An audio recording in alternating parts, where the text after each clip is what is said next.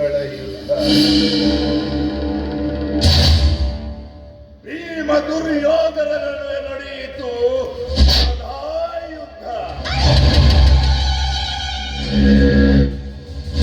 ಕಲಿಯುಗದಲ್ಲಿ ರಾಜ ಮಹಾರಾಜರುಗಳ ನಡುವೆ ನಡೆಯಿತು ಖಡ್ಗಗಳ ಯುದ್ಧ.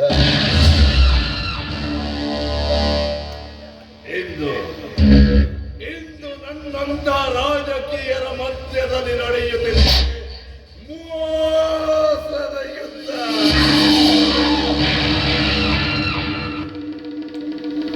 ಆ ಮೋಸದ ಯುದ್ಧದಲ್ಲಿ ಗೆದ್ದು ನಾನೇ ಪ್ರವೀಣನಾಗಬೇಕೆಂದರೆ